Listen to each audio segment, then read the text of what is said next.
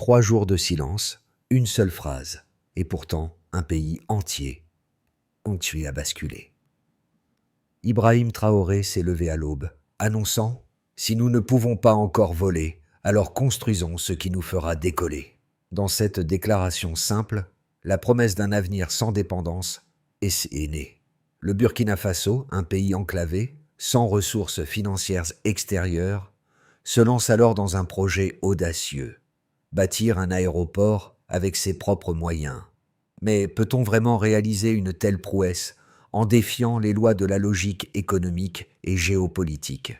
Le projet lancé par Ibrahim Traoré n'est pas simplement un défi d'infrastructure, c'est un acte de souveraineté. En déclarant qu'un aéroport serait construit sans aucune aide étrangère, il s'agissait de prouver que même un pays sans ressources financières considérables pouvait se redresser par sa propre volonté. L'absence de prêts internationaux, la recherche de solutions locales et la mobilisation populaire étaient au cœur de ce pari. Ce n'était pas seulement un projet d'aéroport, mais une opportunité pour un peuple entier de se réapproprier son avenir. L'ambition de Traoré était de transformer la dépendance en autonomie. Cependant, ce pari portait en lui des risques énormes. La fragilité du projet face aux sanctions internationales, l'incertitude des méthodes employées et la question de savoir si ce modèle pouvait être durable à long terme étaient au centre des préoccupations. Néanmoins, la promesse de redéfinir l'indépendance à travers un acte tangible est ce qui a nourri l'espoir au sein du Burkina Faso. Le 3e jour marqua un tournant inattendu dans ce projet ambitieux. Ibrahim Traoré, après un silence stratégique, dévoila une partie essentielle du plan. Un chantier de 40 km², entièrement financé par les ressources locales et sans aucun prêt international. Ce qui semblait être un simple rêve devint alors une réalité. Les premières images qui circulèrent montrèrent des camions improvisés, des bénévoles travaillant sans salaire et des matériaux recyclés, mais aussi une énergie collective qui ne laissait personne indifférent. Le défi était immense, non seulement en termes logistiques, mais aussi face au scepticisme interne et externe. Les questions se posaient. Comment un pays comme le Burkina Faso, avec des ressources limitées et sans soutien financier extérieur, pourrait-il réaliser une telle prouesse? Traoré répondait avec son slogan « Si nous ne pouvons pas encore voler, alors construisons ce qui nous fera décoller ». C'était une déclaration de guerre contre l'inertie, contre l'incapacité historique de l'Afrique à s'émanciper des dépendances extérieures. Les premiers jours étaient chargés de tensions, mais aussi d'une force incroyable. Le projet ne faisait pas qu'annoncer la construction d'un aéroport. Il proposait une vision plus grande, celle d'une Afrique capable de se lever par ses propres moyens. Alors que le monde regardait d'un œil sceptique, les premiers signes de transformation étaient déjà visibles.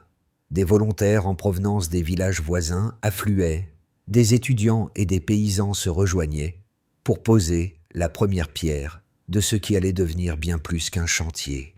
Ce n'était plus un simple projet d'infrastructure, mais une véritable révolution sociale et économique en marche. Ibrahim Traoré, bien qu'un jeune soldat sans formation en ingénierie, est rapidement devenu l'âme du projet. Il n'avait ni diplôme d'ingénieur, ni un poste officiel dans l'armée, mais il possédait une conviction inébranlable qui inspirait ceux autour de lui. Sous sa direction improvisée, une cohésion forte se forma, unissant des paysans, des étudiants et des anciens militaires dans une même tâche. Cette dynamique est ce qui rendait le projet si unique. Chaque personne, quel que soit son passé ou ses compétences, trouvait sa place et contribuait à l'effort collectif.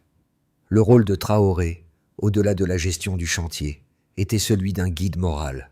Il réussissait à transformer des incertitudes en actions concrètes, en apportant non seulement une direction, mais aussi un sens profond à chaque geste posé sur le terrain. Les premières semaines étaient marquées par des petites victoires qui prenaient des proportions symboliques. Un groupe d'étudiants fabriquait un système de refroidissement à partir de sable humide. Un ancien mécanicien transformait un camion militaire hors d'usage en bétonnière fonctionnelle.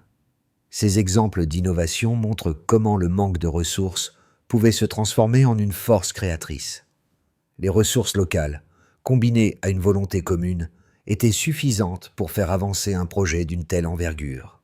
Ibrahim Traoré, avec sa vision claire, savait que chaque étape franchie n'était pas simplement un pas vers la réalisation d'un aéroport, mais un acte symbolique fort, prouvant qu'un pays pouvait construire son avenir sans dépendre des aides extérieures. Cela allait bien au-delà des infrastructures.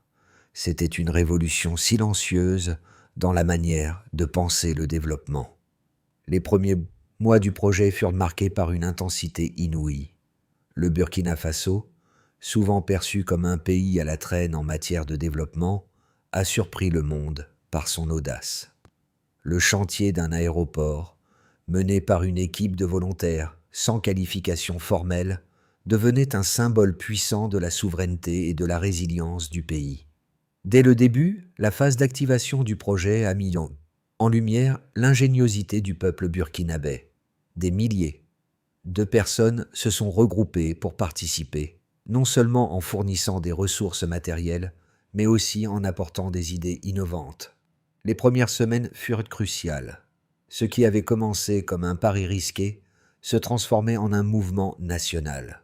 Les paysans, les étudiants et même des anciens militaires se sont unis dans un effort commun pour faire avancer ce projet gigantesque. Chaque jour apportait de nouveaux défis, mais aussi de nouvelles solutions, toutes nées de la créativité collective. Un groupe d'étudiants, par exemple, fabriquait un dispositif de refroidissement artisanal, tandis qu'un autre improvisait une bétonnière fonctionnelle, avec des pièces récupérées de camions militaires hors service. Les défis logistiques étaient omniprésents. Le manque de financement et la dépendance vis-à-vis des ressources locales signifiaient que chaque aspect du chantier devait être réinventé au fur et à mesure. Mais à chaque étape, la détermination et la solidarité de la population faisaient avancer le projet. À chaque nouvelle avancée, la vision de Traoré se concrétisait de plus en plus. Le chantier ne se contentait pas de créer des infrastructures, il transformait la manière dont le pays voyait son avenir. En dépit des sanctions internationales qui se sont intensifiées avec le temps, le projet a continué de croître, alimenté par la conviction que ce modèle alternatif, sans dette ni dépendance, pourrait fonctionner. À mesure que le chantier progressait, l'impact de ce projet sur le moral national devenait évident. Les travailleurs, qu'ils soient étudiants, paysans ou anciens militaires, ne se contentaient pas de participer à la construction d'un aéroport. Ils bâtissaient également un avenir collectif. Ce chantier, symbolisant la capacité du Burkina Faso à surmonter ses limitations, prouvait qu'un pays pouvait se libérer de la tutelle étrangère en construisant son propre avenir avec ses propres mains. La première grande réussite fut la construction de la piste d'atterrissage. En dépit de la chaleur accablante et du manque de matériel, une portion de la piste commença à se dessiner sous l'effort collectif. L'enthousiasme et la foi dans le projet étaient palpables.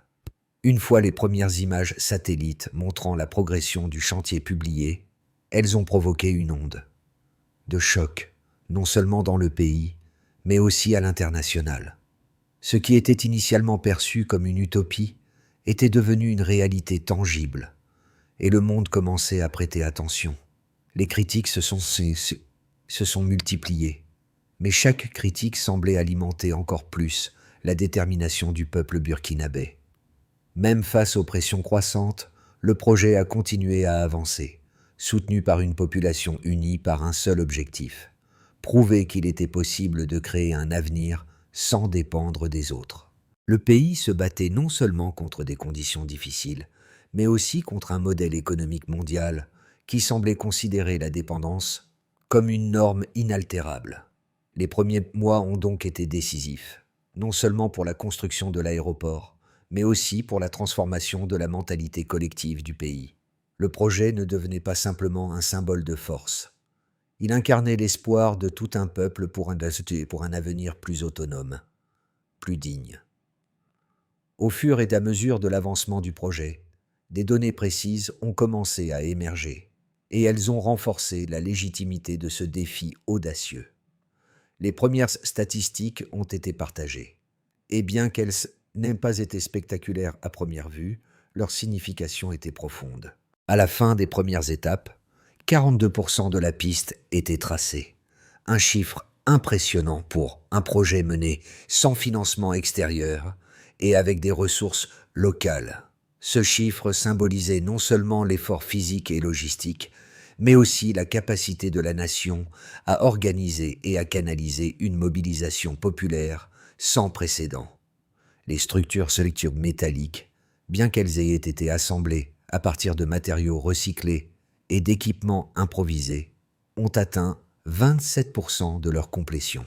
Cela montrait que, même sans accès à des technologies de pointe ou à des machines importées, les Burkinabés réussissaient à adapter les matériaux disponibles pour construire des infrastructures de qualité. Cette performance était d'autant plus remarquable étant donné la situation géopolitique du pays et les sanctions internationales qui s'intensifiaient au fil du temps. En l'absence de capitaux étrangers, le projet reposait uniquement sur l'ingéniosité locale et la mobilisation populaire, un modèle qui attirait de plus en plus d'attention. Le troisième chiffre clé était l'utilisation d'énergie solaire.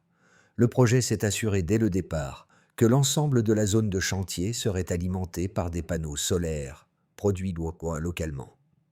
Ce choix non seulement réduisait les coûts, mais permettait également de démontrer qu'une infrastructure importante pouvait être énergétiquement autonome, tout en réduisant la dépendance aux énergies fossiles ou aux ressources extérieures.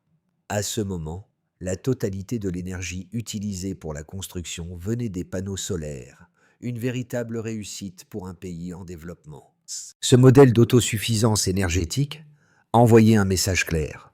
Même sans soutiens extérieurs, le Burkina Faso pouvait se relever par ses propres moyens. Ces trois données ont constitué des points d'ancrage essentiels pour les partisans du projet. Les critiques, qui initialement considéraient ce chantier comme une utopie, ont dû reconsidérer leur position à la lumière de ces chiffres. La progression mesurable était tangible, et elle ne faisait que renforcer la conviction que le modèle proposé par Ibrahim Traoré pourrait fonctionner à long terme. Les scepticismes se transformaient peu à peu en émerveillement devant la capacité du peuple burkinabé à surmonter ses limitations. En parallèle, la mobilisation populaire continuait de croître. Les panneaux solaires installés pour le chantier ont été réaffectés à Assao, village voisin, permettant à des milliers de foyers de bénéficier de cette source d'énergie. Cette extension de l'autosuffisance énergétique au-delà du chantier a non seulement renforcé l'impact symbolique du projet, mais a aussi eu des conséquences réelles sur la qualité de vie des habitants des zones rurales. Les enfants pouvaient désormais étudier le soir, les femmes pouvaient cuisiner plus facilement, et les anciens pouvaient prier dans une lumière stable. Au-delà des chiffres, la véritable force de ce projet résidait dans son effet sur le moral national. Ces résultats chiffrés étaient nantis des preuves tangibles qu'un projet, né dans la souffrance et le manque, pouvait réussir et transformer un pays entier. Le chantier n'était plus seulement un projet d'infrastructure. Il devenait un modèle d'autosuffisance et un symbole de l'avenir que le Burkina Faso espérait construire. Lorsqu'on examine ce projet sous l'angle des critiques, il est essentiel de comprendre les deux principaux arguments qui émergent contre lui. Le premier, largement partagé par les observateurs internationaux, c'est que ce modèle, basé uniquement sur des ressources locales, est voué à l'échec à long terme. Selon ces critiques, le manque de capitaux étrangers et de technologies modernes empêcherait la durabilité du projet. Sans soutien financier externe, ni accès à des équipements de pointe, les défis techniques seraient insurmontables. Ces critiques pointent également les sanctions économiques qui pèsent sur le pays, rendant l'accès aux matériaux essentiels encore plus difficile. Dans cette perspective, la construction d'un aéroport sans financement externe serait un pari risqué, susceptible de s'effondrer sous la pression des réalités économiques mondiales. Le deuxième argument repose sur la question de la viabilité politique. Certains détracteurs estiment que ce projet est avant tout un geste politique destiné à renforcer l'image d'Ibrahim Traoré et à consolider son pouvoir. Selon eux, les promesses faites aux populations sont une manière de mobiliser un soutien populaire, mais sans garantie de succès. Ces critiques suggèrent que l'enthousiasme initial est, en grande partie, motivé par un sentiment nationaliste et qu'il pourrait s'effondrer dès que les véritables défis se feront sentir. De plus, dans un environnement politique instable, la pérennité de telles initiatives pourrait être remise en question. Cependant, il est crucial de considérer ces critiques à travers les résultats tangibles déjà obtenus. En dépit des doutes concernant le financement et la technologie, les premiers chiffres montrent une progression impressionnante. 42% de la piste tracée, 27% des structures métalliques montées et une autonomie énergétique totale. Ces résultats démontrent non seulement la faisabilité technique, mais aussi la capacité du peuple burkinabé à transformer des contraintes en force. Ce projet, loin de refléter une dépendance à l'aide étrangère, a mobilisé des ressources internes, alimentées par la créativité et la solidarité locale. Les critiques politiques doivent aussi être nuancées. Bien que le projet puisse effectivement renforcer la position d'Ibrahim Traoré, il est difficile de nier qu'il réunit la population autour d'un objectif commun. L'unité qui en découle est un facteur clé de son succès. Le soutien populaire, renforcé par la participation active des citoyens dans la construction du projet, ne peut être ignoré. Ce n'est pas simplement une stratégie politique, c'est un mouvement collectif qui redéfinit les rapports de pouvoir internes. Ainsi, même face aux critiques, le projet continue de progresser et de démontrer qu'un modèle alternatif peut réussir. Non seulement il défie les attentes des sceptiques, mais il offre également un exemple de ce que l'autonomie nationale, combinée à la mobilisation populaire, peut accomplir face à l'adversité. Le stillman de ce projet repose sur cette conviction fondamentale. Un pays peut se redresser sans l'aide extérieure, en s'appuyant sur ses propres ressources et sa propre volonté.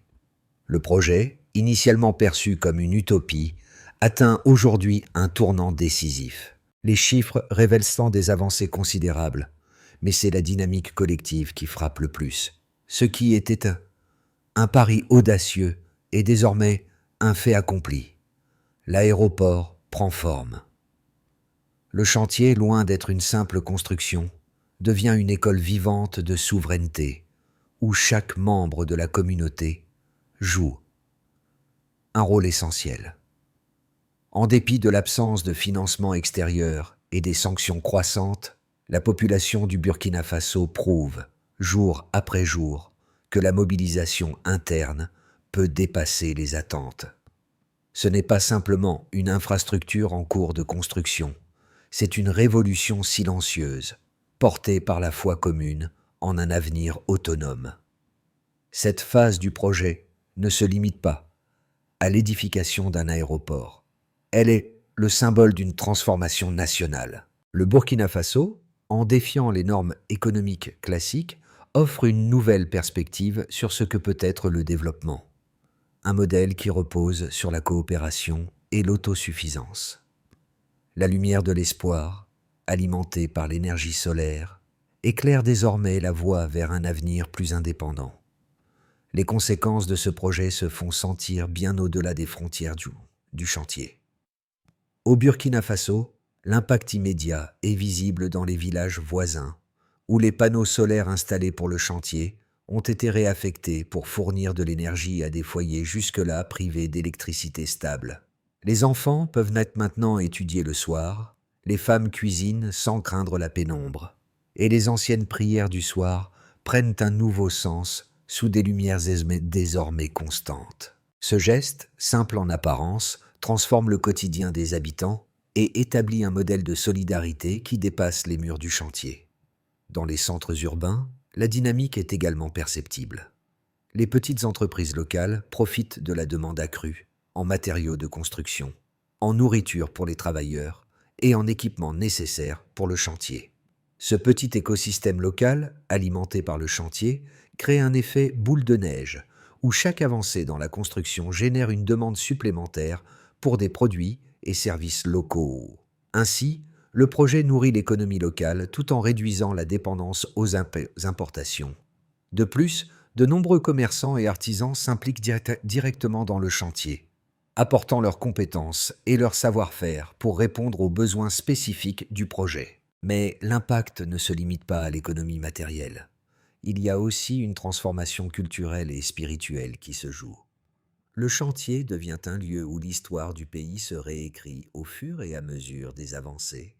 Des chants traditionnels se font entendre sur le site, des prières sont dites chaque soir sous les tentes improvisées, et des récits du Sahel sont partagés autour de repas communs. Ce moment d'unité est porteur d'un message profond. La résilience du peuple burkinabé ne dépend pas des ressources matérielles, mais de la conviction collective. Chaque main qui travaille sur ce chantier participe à l'écriture d'une nouvelle page de l'histoire du Burkina Faso. Un chapitre où la solidarité devient le moteur principal du changement. L'impact sur la politique interne est tout aussi significatif. Le projet, bien qu'ayant des objectifs d'infrastructure évidents, devient également un levier de renforcement du pouvoir d'Ibrahim Traoré. Sa capacité à unir les différentes couches sociales autour d'un même objectif a renforcé sa légitimité en tant que leader. Les critiques à l'international sur son autoritarisme ou ses ambitions politiques sont rapidement étouffées par les résultats visibles sur le terrain.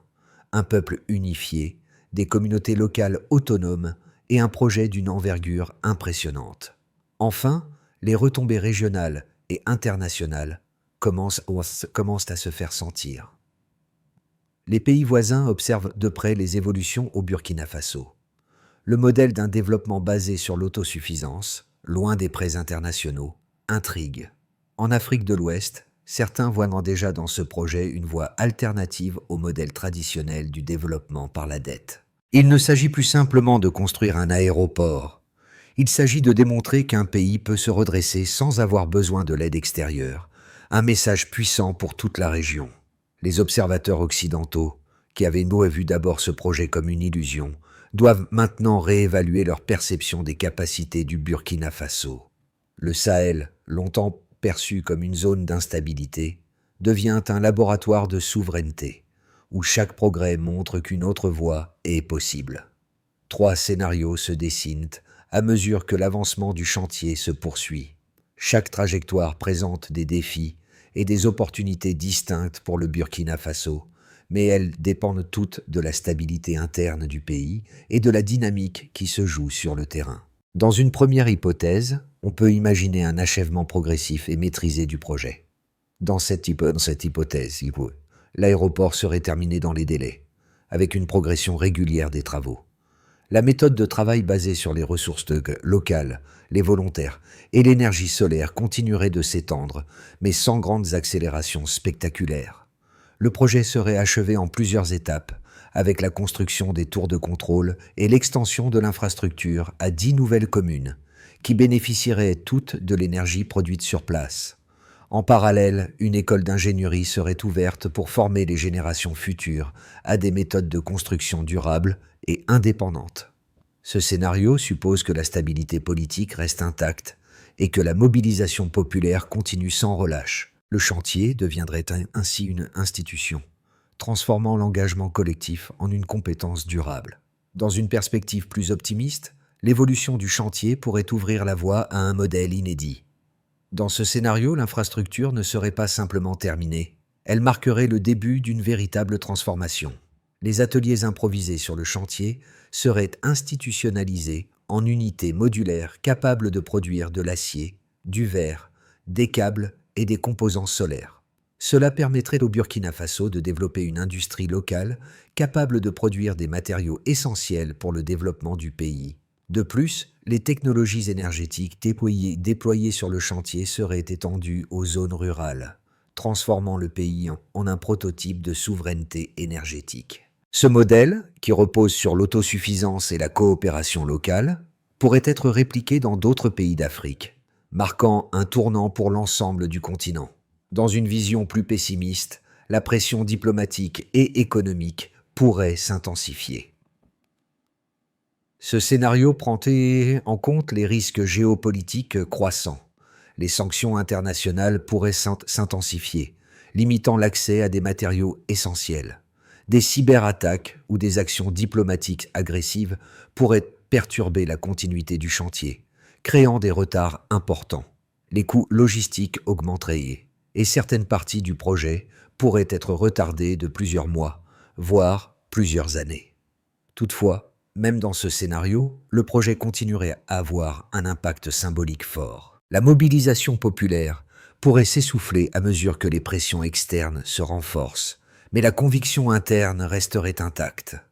Le Burkina Faso pourrait alors se retrouver dans une situation où le symbole de la souveraineté nationale, plutôt que l'achèvement matériel de l'aéroport, deviendrait l'objectif principal du projet. Il est clair que le chemin du Burkina Faso ne sera pas sans embûches.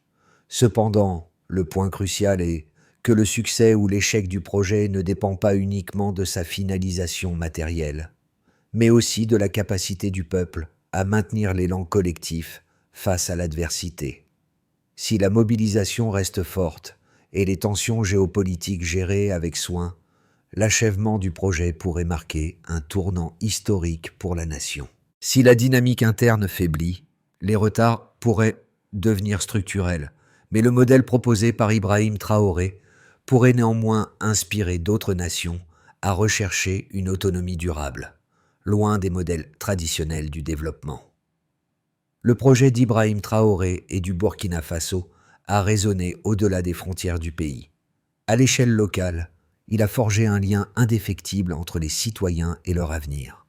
Mais au niveau international, il soulève des questions fondamentales sur ce que signifie le développement, et plus particulièrement sur la manière dont l'autonomie peut être atteinte dans un monde globalisé, où les nations sont souvent enfermées dans des cycles de dépendance économique.